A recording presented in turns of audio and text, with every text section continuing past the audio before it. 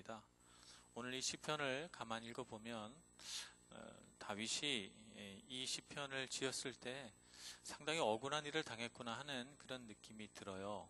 왜냐하면 26편 초반부터 나는 옳고 하나님이 내가 아무 죄도 짓지 않은 내가 무죄한 사람이라고 하는 사실을 누구보다도 주님이 잘 아십니다 라고 말하기 때문이에요. 그래서 얼마나 자기 자신에게 잘못이 없다는 것을 자기의 결백을 주장하고 싶은가 하면 주께서 나를 판단해 달라고, 내가 어떤 사람인가, 내가 정말 잘못했는가 안 했는가 판단해 달라고 그렇게 말합니다. 그러면서 나는 죄를 짓지 않기 위해서 허망한 사람과 같이 앉지도 아니했고 간사한 사람과 동행도 안 했고 악한 자의 집회를 미워했고 악한 자와 같이 앉아서 먹지도 않았다고 그렇게 말하고 있어요. 그런데 왜 내가 이렇게 사람들에게 비난을 당하고 죄인이라고 비판을 받고 판단을 당해야 되고 내가 왜 이런 억울한 일을 겪어야 됩니까? 라고 지금 하소연하는 거예요. 그래서 하나님께서 이 모든 일에 대해서 판단해 달라고, 그래서 나를 이 세상에서 죄를 행한 자처럼 그런 심판대에 오르지 않게 해달라고, 그래서 내가 멸망되지 않게 해달라고 하나님께 그렇게 하소연하는 거거든요. 우리도 이제 살아가다 보면요, 되게 그런 일들이 많아요. 억울한 일들. 나는 아무 말도 안 했는데 소문에 네가 그렇게 말했다며 뭐 이렇게 얘기가 들리기도 해서 어디서부터 그런 말이 들린지는 알 수 없으나 해명할 길이 없어요. 소문이 돈 걸 어떻게, 누가 아는지도 알 수도 없고. 그런 일들이 있는가 하면 내가 하지도 않은 일을 했다고 말해서 억울한 누명을 뒤집어 쓰는 경우도 있고요. 내가 원하지 않던 평판, 내가 원하지 않은 이미지를 누군가가 나에게 더 씌우려고 하는 그런 경우도 당할 수가 있어요. 그래서 나는 그냥 오늘 밥 먹기 싫어서 나는 오늘 그냥 안 먹을래 이렇게 말했는데 쟤 원래 음식 가려 이렇게 이미지를 더 씌우면 나는 굉장히 까다롭고 입이 짧은 사람이 돼버리는, 그렇게 말하고, 어떤 경우에 이런 경우가 있어요. 어떤 결정을 내렸다가 가만 생각해 보니까 아닌 것 같아서 바꿨어요. 그랬더니 쟤는 맨날 이랬다 저랬다 해. 이렇게 되면 나는 이랬다 저랬다 하는 사람이 되는 이런 억울한 이미지를 더 씌우게 됩니다. 그래서 인간관계를 맺다 보면 참 억울하고 또 분하고 어떤 때는 섭섭하다 이런 생각이 들 때가 있거든요. 이런 일들은 아주 작은 일에서부터 큰 일, 큰 사건이 돼서 정말 내가 일들을 가지고 몇 달 혹은 몇 년씩 몸부림쳐야 되는 그런 일까지 다양하게 존재합니다. 그래서 오늘 다윗의 시편을 읽으면서 억울한 자의 누명을 벗겨주시고 그 억울한 심정, 그 마음을 위로하시는 하나님에 대해서 묵상하면서 우리 안에 드는 그런 억울한 마음, 피해의식 이런 것들을 우리가 어떻게 극복할 수 있을까? 우리는 어떻게 이런 일로부터 자유하며 하나님께서 우리를 세우셔가는 방법을 깨달을 수 있을까 하는 것을 생각해 보려고 합니다. 첫째는 우리가 이런 억울함의 종류 중에 첫째로 꼽을 수 있는 것이 이제 거절감이에요. 거절감. 거절감은 뭐냐면 누군가가 나를 거부하고 나를 밀쳐냈다고 하는 감정입니다. 그래서 나를 밀쳐냈다. 사람이 혼자 살 때는 내가 혼자라는 것이 뭐 그렇게 힘들지 않아요. 예를 들자면 어떻게 얘기를 들 수 있을까? 그냥 내가 혼자 무인도에 산다 그러면 혼자 산다는 느낌이 그렇게 강하게 내 마음에 사무치게 들어오지 않아요.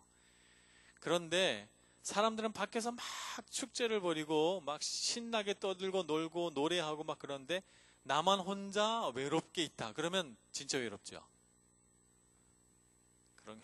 그런 경험을 잘 안 해봤기 때문에 여러분 항상 잘 어울리죠. 예. 거절감이라는 걸 예를 들자면 경험을 안 해봤겠지만 그럴 수 있다는 거겠죠. 그래서 다른 사람들은 막 너무 즐겁고 행복해 보이는데 나 혼자만 쓸쓸하고 외롭고 혼자 버려진 것 같고 사람들이 다 나를 거부한 것 같은 그런 느낌이 들 때, 그래서 나 혼자 쓸쓸히 방 안에 혼자 있을 때 우리 문득 거절감이라고 하는 괴로운 감정을 느끼게 됩니다. 이런 것은요 사실은 굉장히 일상적으로 일어나요. 우리 일상생활에서 끊임없이 일어납니다. 예를 들자면 다들 밥 먹으러 가자고 얘기했는데 나한테만 얘기 안 했어. 예. 나만 빼고 얘기한 거지. 그래서 되게 섭섭한 거지. 그래서 나도 가고 싶은데 나도 끼워줘 라고 하는 말을 하기 싫은 거야. 의도적으로 나를 빠뜨린 것 같으니까. 그럴 때 되게 섭섭해요. 그죠? 이런 거절감은 청년회 때 비일비재하게 일어납니다. 데이트를 신청했는데 데이트를 단칼에 거절하는 거야. 그래서 나는 오빠를 남자로 생각 안 했어. 뭐 이렇게 얘기를 듣는다든지 뭐라고 해야 되나. 나는 너를 여자로 생각하지 않아. 엄청난 모욕이죠. 뭐 이런 연애하다 보면 이런 일들이 막 생깁니다. 예. 너무 그냥 친구 관계로 있고 싶어요. 이렇게 말해도 그 말이 가슴에 이게 막 아픕니다. 집에 와서 끙끙 앓죠. 친구 관계로 지내자는 말이 도대체 뭔가. 예, 그래서 좋은 말인데 생각하면 할수록 그게 너무 가슴 아파요. 거절한 것 같으니까. 나를 멀리하는 것 같으니까 말이죠. 그런데 우리가 이 거절감은 두 가지로 나눠볼 수 있어요. 첫째는 그냥 나 혼자만의 주관적인 감정일 수 있다는 거죠. 그래서 거절이라고 하지 않고 거절감이라고 말하는 거예요. 주관적인 나의 감정, 거절당한 나의 과거의 상처, 거절당한 아픈 기억, 이런 것들이 나에게 끊임없이 나는 거절될지 몰라, 사람들은 나를 싫어할지 몰라, 끊임없이 나를 자꾸 외톨이로 만들려고 해 라고 하는 잘못된 인식 속에서 만들어진 감정의 왜곡. 그래서 다른 사람들이 나를 굳이 외톨이로 만들어 주고 싶어 하지 않아요. 그런데 자기 스스로 외톨이가 됐으면서 남들이 자기를 소외시킨다고 느끼는 잘못된 감정을 우리가 가질 수 있다는 거예요. 이게 거절감입니다. 이 거절에 대한 상처가 우리 안에 많으면 누군가가 나에게 끊임없이 손을 내밀고 보살펴주고 관심 가져주고 막 배려해주고 이렇게 해야 돼요. 근데 우리 인간관계에서 가장 피곤한 사람이 어떤 사람이에요? 계속 돌봐줘야 되는 사람. 우리 성인은 누군가를 계속 돌봐줘야 되는 사람을 만나면 피곤합니다. 이런 관계를 우리가 언제 경험하게 되냐면 아기를 낳았을 때 경험합니다. 육아의 고통이 사람이 인생을 살면서 겪는 고통 중에 가장 큰 고통이거든요. 왜냐하면 이 아이는 계속 보살펴줘야 돼요. 잠시라도 한눈을 파는 순간 다치거나 이 아이가 무슨 문제가 생길 수 있어요. 계속 배려하고 계속 보살펴주고 계속 관심 갖고, 이게 엄청나게 피곤한 거예요. 근데 우리 중에 누군가가 그런 관점에서 계속 자기를 돌봐주고 관심 가져주고 배려해주고 이런 것을 바라는 사람이 있다면 대단히 필요합니다. 피곤하죠. 피곤하니까 우리 어떻게 해요? 성인이 자기 일은 자기가 알아서 해야지 이렇게 생각하고 우리는 관심을 끕니다. 그냥 관심을 끄고 성인답게 관계 맺기를 바랐을 뿐인데 당사자는 어떻게 느려요? 날 거절했어. 날 미워하는 거야. 날 밀쳐냈어. 날 더 이상 사랑하지 않는군. 나한테 관심도 안 가져. 이렇게 오해한단 말이죠. 이런 감정의 왜곡이 거절감이다 라고 말씀을 드리는 거예요. 이런 것은 옳지 못한 감정, 잘못된 감정의 상태라고 하는 것을 우리가 이해해야 됩니다. 우리가 어른이 됐다고 하는 것은 자기 스스로 자기 일을 책임지고 다른 사람들의 배려나 관심과 사랑이 없어도 스스로 자기를 존귀하게 여기고 자기의 행동이나 자기의 생각을 결정할 줄 아는 사람이 어른이에요. 우리 청년이 됐을 때 우리가 그것을 배워나가는 거거든요. 그런데 우리가 영적으로 정서적으로 어린아이였을 때는 그런 생각에 빠져듭니다. 또 객관적인 상태일 수도 있어요. 실제로 어떤 사람을 저 사람은 좀 빼자. 우리하고 안 맞으니까 저 사람은 빼고 우리끼리 여행을 가자. 우리끼리 밥 먹자. 뭐 이렇게 해서 실제로 누군가를 소외시키는 경우도 있을 수 있죠. 아무리 생각해봐도 객관적으로 나는 거절당한 거예요. 왜 이런 것이 생겨났을까? 우리에게 보통 인간관계의 근육이 쇠약해져 있을 때 이런 현상이 나타납니다. 인간관계라고 하는 것은 계속해서 부딪히고 갈등하고 연습하면서 내가 어떤 사람인가를 타인이 나에게 뭐라고 말하는지, 나를 어떻게 바라보는지를 보면서 거울을 보듯이 자기를 성찰하고 성장시켜 나가는 것이 인간관계예요. 이것은 굉장히 훈련이 필요하고 많은 실패와 연습을 통해서 이 인간관계의 근육은 강해져야 돼요. 근데 많은 사람이 이 근육이 약한 거예요. 약해가지고 쇠약해서 조금 인간관계가 힘들어지면 난 못해. 나는 이런 거 갈등이 일어나고 난 이렇게 피곤한 건 딱 질색이야 생각하고 인간관계를 그 순간 딱 단절해 버립니다. 얘는 피곤하니까 그만두고 이제 다른 사람. 이렇게 되면 우리 인간관계의 근육은 대단히 약화됩니다. 약화된 인간관계의 근육은 계속해서 우리의 인간관계를 더욱 좁게 만들어요. 더욱 좁게 만들어요. 그럼 결국 내 옆에 남아있는 사람 몇 명 되지 않고 그러다 보면 우리는 내가 원한 건 아닌데 사람들로부터 자연히 소외된다는 것이죠. 이런 사람들이 주로 사용하는 자기 방어 기제는 다른 사람에 대하여 대단히 비판적으로 된다는 거예요. 자기 스스로 이렇게 인간관계 근육을 사용하지 않음으로써 쇠약해져서 그렇게 된 건데 다 다른 사람들을 비판해요. 저 사람은 저래서 나쁘고 이 사람은 이래서 나쁘고 저 사람은 저렇게 못됐고 이렇게 다 평가하면서 내가 이렇게 외톨이가 된 것은 주변의 사람들이 다 나쁘기 때문이라고 말하는 거죠. 그래서 더욱 고독하고 쓸쓸하고 외롭게 됩니다. 자, 그러면 우리 안에 이런 부분들이 조금씩 있든지 혹은 우리 주변에 이런 사람들이 있어요. 어떻게 하면 하나님의 은혜 안에서 이런 거절감을 우리가 회복할 수 있을까요? 가장 좋은 방법은 하나님의 관점으로 바라보는 연습을 해야 합니다. 하나님의 관점에서 보면 어떨까? 내가 미워하는 저 사람을 하나님의 눈으로 본다면 어떤 사람일까? 하나님의 눈으로 보면 나는 너무 싫은데 저 사람도 하나님이 사랑하는 하나님의 자녀겠지 라고 하는 관점을 회복할 수 있어야 돼요. 나는 너무 싫은 스타일의 사람인데 저 사람도 하나님께서 창조하셨고 사랑하는 사람이다 라고 하는 이런 관점을 회복해야 되죠. 그리고 거절감이 우리 마음에 들어올 때 자꾸 긍정적인 마음을 가지려고 애써야 합니다. 날 싫어하는 거야. 나를 밀쳐내는 거야. 나만 따돌리는 거야. 이런 생각을 하지 말고 상대방의 입장이 돼서 어떻게 하면 내가 더 관심을 기울이고 긍정적으로 대하고 배려를 더하고 상대방의 입장에서 볼 수 있을까를 자꾸 연습해야 됩니다. 이렇게 우리가 계속해서 사람과의 관계를 맺어나가도록 스스로를 오픈하고 긍정적으로 되려면 가장 좋은 방법이 하나님은 합력하여 선을 이루시는 분이시다라고 하는 데 대한 믿음이에요. 하나님은 반드시 내가 하는 모든 일을 다 모아서 선한 일을 만들어 주실 거다. 심지어는 내가 상처받고 때로는 거절당하고 아픔을 가져도 하나님은 그것을 이용하셔서 선한 결과들을 만들어내실 거야 라고 하는 믿음을 가지고 실패하고 거절당하고 상처를 받아도 여러분 그런 인간관계의 어떤 시도를 멈추지 않는 여러분들 되시기를 축복합니다.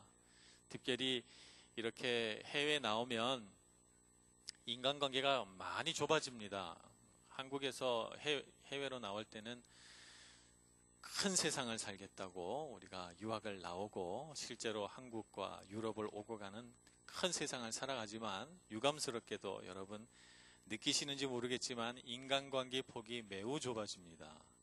한국에서는 학교 동문뿐만 아니라 고향 친구, 중고등학교 친구, 초등학교 친구, 이웃집의 사람들, 교회 친구에서 인간관계가 넓었는데 여기 딱 오니까 밀라노 한인교회 여기 그리고 유학생들 우리 콘세르바토리오의 몇 명에서 인간관계가 아주 좁아져 버려요.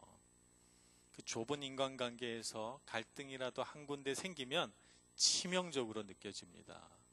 그래서 나는 인간관계 단 한 번 실패했는데 여기 유학생 사회에서 쟤는 좀 피해야 되는 대상 이렇게 찍히면 그 유학생활 아주 힘들어지거든요. 예. 그러니까 여러분 어떻게 해야 됩니까? 내 스스로를 자꾸 성장시켜 나가려 해야 되는데 특히 우리 마음속에 드는 이런 거절감이 있을 때 하나님의 섭리를 믿고 묵묵히 견디면서 어떻게 하면 하나님의 관점에서 긍정적으로 인간관계를 바라보고 내 인간관계의 근육을 하나님을 믿는 믿음으로 성장시켜 나갈까라고 하는 것을 연습해야 됩니다. 그러니 뭐 한두 번 그런 일을 당했다고 해서 주저앉지 마시고 용기 내시는 여러분들 되시길 바랍니다. 두 번째는 상실감이에요. 상실감도 우리에게 억울한 감정을 일으켜냅니다. 왜 나에게 이런 일이 일어났어요? 라고 하는 것이죠. 이것은 사랑하는 사람이 죽음일 수도 있고 어떤 폭력을 당했을 수도 있고 또 질병이나 장애 같은 것을 내가 얻었을 수도 있고, 하나님 왜 나에게는 이런 병이 생겼어요? 왜 남들이 갖고 있지 않은 이런 장애나 아픔을 내가 갖게 됐나요? 라고 하는 것입니다. 전쟁이나 테러 이런 것도 여기에 해당이 됩니다. 하필 왜 이곳에 테러가 일어났을까? 왜 하필 사랑하는 내 사람이 다치거나 죽어야 했나? 뭐 이런 감정이죠. 이것은 우리에게 엄청난 충격과 고통을 줘요. 뭐 흔하진 않습니다만 가끔 우리 삶 가운데 이런 엄청난 충격이 올 때가 있어요. 정서적으로, 정신적으로, 영적으로 엄청난 고통을 겪습니다. 이것이 우리 삶을 압도하죠. 압도해서 그 고통 속에서 몇 달 혹은 몇 년을 계속해서 괴로워하면서 우리 마음과 생각에 어떤 트라우마 이런 것들이 생깁니다. 많은 사람들이 이런 과정을 통해서 자기 파괴적으로 변해갑니다. 낙심하고 낭망하고 오랫동안 슬퍼하고 그 모든 일들에 대하여 내가 뭔가 잘못한 게 아닐까 죄책감에 시달리고 좌절하고 자기 장애와 트라우마를 바라보면서 난 어쩔 수 없어. 나는 그냥 잘못된 거야. 라고 하는 이런 마음을 갖게 됩니다. 그래서 더 이상 인생을 멋있게 살아보려고 이미 잘못되고 어그러진 것을 예전에 건강하던 때로, 예전에 정상이었던 때로 되돌릴 수 없으니까 이제는 어쩔 수 없어라고는 자포자기의 마음으로 살아갑니다. 그러니까 상당히 자기 파괴적으로 되는 것이죠. 그러면 우리가 이런 것들을 어떻게 이겨낼 수 있을까요? 가장 좋은 방법은 하나님의 위로를 경험해야 됩니다. 하나님께서 얼마나 우리와 함께 아파하시는지, 내가 아프고 괴롭고 힘들 때 주님께서도 나와 같이 눈물을 흘리셨다는 사실을 알아야 됩니다. 그러기 위해서는 이런 상실감과 아픔을 겪는 사람은 반드시 하나님께 질문해야 할 말이 있어요. 하나님, 내가 그와 같이 아프고 괴롭고 힘들 때 주님은 어디 계셨습니까? 라고 물어보는 것이죠. 주님은 어디 계셨습니까? 그래서 그 질문 가운데 반드시 답을 찾아내야 위로받습니다. 제가 아는 어떤 목사님은 그런 고통의 과정 가운데 하나님, 주님 어디 계셨습니까? 라고 질문했더니 기도하는 중에 주님께서 그림을 하나 보여주셨는데 그 고통받는 순간 주님이 자신을 꼭 안아주고 있는 그런 모습을 기도 중에 봤다 그래요. 그래서 그 순간 말할 수 없는 감격의 눈물을 그 순간 흘리면서 그 고통스러운 순간이 왜 나에게 있었던가라고 하는 이 질문에 대하여 해답을 얻고 하나님의 말할 수 없는 위로를 받았다 하는 것을 들은 적이 있습니다. 이겨내신 것이죠. 상실의 고통과 아픔으로부터 회복이 돼서 위로를 경험합니다. 그래서 어떻게 해야 되는가? 장애를 입고도 얼마든지 우리는 잘 살 수 있습니다. 절뚝거리며 인생을 걸어가는 법을 배워야 합니다. 야곱도 하나님이 부러뜨리신 발을 절뚝거리며 인생을 살았거든요. 절름발이가 됐거든요. 그럴 수 있습니다. 어떤 사람이 책에서 봤는데 위장병을 앓아가지고 음식을 잘 소화를 못 시켜요. 그래서 계속 위장병이 있으니까 약을 먹고 몸은 빼빼 마르고 조금만 일하면 극도의 피곤을 느껴서 이분은 빨리 쉬어야 돼요. 이런 질병이 있으니까 이건 낫지도 않는 병이에요. 난치병이에요. 그런 가운데 자포자기하는 심정으로 있다가 하나님의 위로하심과 하나님의 격려를 받고 내가 이런 몸으로도 하나님의 영광을 위해 살아야 되겠다 이렇게 마음을 먹습니다. 그래서 이 사람이 어디 가서 봉사하기로 결정하는가 하면 장애자들이 모여 사는 곳에 가서 이 사람이 컴퓨터를 잘하기 때문에 이 사람들을 위한 여러 가지 컴퓨터 작업을 해주는 일을 하기로 결심합니다. 많은 사람들이 자원봉사하러 왔다가 끝도 없이 산적해 밀려드는 일 때문에 봉사하다가 몇 년 지나면 다 포기하고 자기 삶의 자리로 돌아갈 때 이 사람은 묵묵히 그 자리에서 피곤해도 불구하고 계속해서 일을 합니다. 그러면서 그가 고백하기를 나는 장애를 입고 일상생활도 제대로 할 수 없는 장애자요 무능력한 사람이었으나 하나님께서 주신 능력으로 이 일도 나에게 과분한 일인 줄 믿고 계속해서 봉사에 나갈 용기와 힘을 얻었다. 이렇게 고백하는 것을 책에서 본 적이 있습니다. 우리는 장애를 입고도 얼마든지 멋있게 살아갈 수 있습니다. 아니 오히려 우리는 장애가 있기 때문에 하나님께 영광이 됩니다.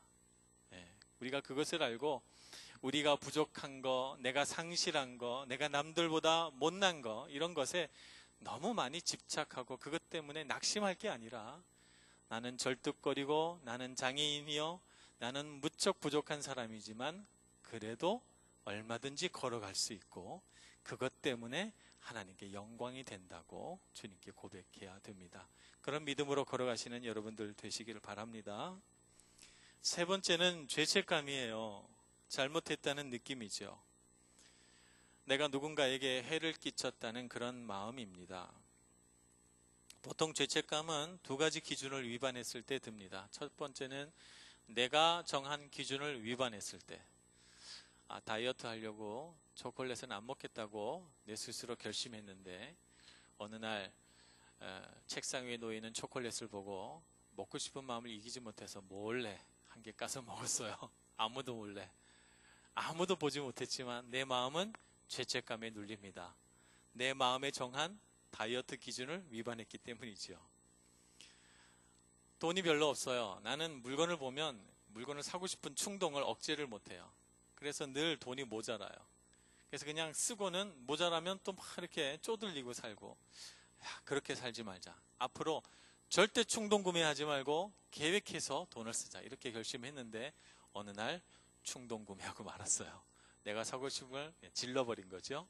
그리고 와서 내 마음속에 뭐가 들어요? 죄책감. 내가 왜 그랬을까? 뭐 이런 거죠. 숙제를 해놓고 레슨 준비 다 해놓고 그리고 놀아야지 했는데 하나도 안 해놓고 주말 내내 논 다음에 그리고 가서 시험 망치고 레슨 받다 선생님한테 야단 맞고 그러면 어떤 마음이 들어요? 내가 잘못했구나. 죄책감. 이런 것들은 제가 다 건강한 죄책감이다 이렇게 말씀을 드립니다. 이런 것이 있어야 돼요. 이런 것이 있어야 사람은 자기를 수정하고 자기를 성장시켜 나갈 수 있습니다. 권위자가 세운 기준을 위반했을 때도 죄책감이 듭니다. 부모님이라든지 혹은 선생님이라든지 선배라든지 혹은 부부간에 혹은 이런 정해놓은 기준이 있잖아요. 이런 건 하지 맙시다. 이런 건 합시다. 이런 건 해야 된다. 뭐 이런 것이 있어요. 이것을 위반했을 때도 우리는 죄책감이 듭니다. 이런 것들은 다 건강한 죄책감이라고 말할 수 있어요. 그런데 건강하지 않은 죄책감이 있어요. 어떤 것인가? 내가 잘못했는데 사과하지 않음으로써 생긴 죄책감. 미안합니다. 내 잘못이에요. 라고 한마디 하면 되는데 이 자존심 때문에 말 못하는 거예요. 말할까 말까 막 망설이다가 그러면 나를 또 얼마나 우습게 볼까? 내가 얼마나 사람들 앞에서 못난 사람으로 보일까? 생각이 들어서 말할까 말까 망설이다가 다음에 하지. 혹은 안 해도 다 내 마음 알 거야. 라고 생각해서 용서를 구하지 않거나 사과하지 않은 경우 죄책감은 계속 남습니다. 이런 사람은 죄책감에서 해방되지가 않아요. 그래서 우리가 우리 자신을 사랑하는 방법 중에 하나는 내가 뭘 잘못했을 때 솔직하게 잘못했다고 말할 줄 아는 용기를 내 스스로에게 주는 거 대단히 중요합니다. 그렇게 해줘야지만 우리는 우리를 누르는 죄책감에서 벗어날 수 있죠. 또 건강하지 못한 죄책감은 뭐냐면 인간관계에 묶여서 조종당하는 거예요. 누군가가 나를 묶기 위해서 어떤 위협적인 말이나 혹은 잘못된 거짓말을 심어서 나로 하여금 원치 않는 행동을 하도록 계속 나를 죄책감을 줘서 나를 조종하는 것이죠. 전에도 제가 이런 것은 설명했지만 부모가 자식을 조종하려면 내가 아프다고 말합니다. 내가 너무 건강이 요새 안 좋아서 이렇게 말하면 자식들은요 가슴이 찢어집니다. 특히 유학 나왔는데 부모님이 아프다 그러면요 막 마음이 너무 아파요. 건강한 부모님들은 자기 건강의 문제는 자기가 해결할 줄 알아요. 그러나 건강치 못한 부모는 자신의 고통, 자신의 건강치 못함, 자신의 아픔을 자식들을, 자녀들을 조종하는 데 사용합니다. 내가 아프다. 내가 너 때문에 신경을 너무 써서 두통이 왔다. 뭐 이런 식이죠. 그러면 자식들은 어떻게 합니까? 내가 해결해 줄 수 없어요. 내 건강 아니니까. 내 문제 아니니까 나는 해결해 줄 수 없어요. 그런데 어떤 마음이 들어요? 죄책감이 들어서 그것을 앞세운 부모의 어떤 명령, 부모의 부탁을 거절하지 못합니다. 이것이 바로 죄책감 밧줄이라는 거예요. 이런 식의 밧줄을 사용하는 선배, 이런 식의 밧줄을 사용하는 선생님, 이런 식의 밧줄을 사용하는 목사나 권위자들을 우리가 주위에서 종종 만나는 경우가 있습니다. 이런 죄책감 밧줄에 묶이지 않는 여러분들이 되시기 바랍니다. 누가 아프다고 나에게 죄책감 밧줄을 걸려고 하거든 병원 가세요. 약 드세요. 이렇게 말하시기 바랍니다. 그 사람의 건강은 그 사람이 돌봐야지 내가 돌봐줄 수가 없어요. 대신 아파줄 수도 없고 말이죠. 그래서 이런 죄책감을 사용하려고 하거든 죄책감에 결코 묶이지 않는 여러분들이 되시길 바랍니다. 가끔씩 연인관계나 배우자 관계 안에서도 이런 죄책감 밧줄을 사용하는 경우가 있어요. 그런데 여러분 이런 연인관계라면 이 죄책감 밧줄을 사용하는 사람은 빨리 데리고 앉아서 기도하시기 바랍니다. 그런 식의 방법을 사용하지 않는 사람이 되도록 기도해서 성장시켜 나가야 되고, 배우자라고 하면 날마다 꿇어 엎드려서 잠잘 때마다 축복기도 해줘야 됩니다. 빨리 벗어나라고 말이죠. 죄책감 밧줄에 우리는 묶여서는 안 됩니다. 우리는 진리 안에서 자유한 사람들입니다. 우리는 나 자신만 바꿀 수 있어요. 다른 사람을 바꿀 수 없어요. 나는 나만 바꿀 수 있고, 내가 하나님 앞에서 바르게 행동함으로써 선한 영향력을 주변에 주는 거지, 내가 갖고 있는 생각이나 내가 갖고 있는 주장으로 다른 사람들을 강제로 바꾸어서는 안 되는 것이죠. 그러므로 나는 내가 잘못한 것이 있다면 잘못했습니다 말하고, 잘못한 것이 없다면 잘못된 죄책감에 눌리지 않는 것입니다. 자유하게 살아가는 것이죠. 여러분, 이 세상을 살면서 여러분에게 일어나는 여러 가지 감정들로부터 자유한 여러분들이 되시길 바랍니다. 하나님의 사랑, 하나님의 위로, 하나님께서 자유케 해주시는 그런 능력들을 누리시고, 유학생활을 하면서 많은 어려움들이 있겠지만 어려움은 다 나의 영적인 부분, 정서적인 부분을 성장시켜 나가는 훌륭한 훈련장이다, 이렇게 생각하시고 자라나시는 여러분들 되시기를 축복합니다. 기도하겠습니다. 하나님, 우리에게 이와 같이 아름다운 말씀을 허락해 주셔서 감사합니다. 고통당하고 울부짖는 다윗의 기도를 들으며 우리도 같은 고통과 울부짖음 속에 주님 앞에 기도할 수 있게 해 주셨습니다. 주님, 우리로 하여금 세상의 고통과 괴로움, 좌절감과 거절감 속에 무너지는 자가 되지 않게 하여 주시고, 주님을 믿는 믿음으로, 주님께서 주신 사랑으로 다시 한번 일어서고 자유케 되는 저희들 되게 하여 주옵소서. 예수님의 이름으로 기도합니다. 아멘.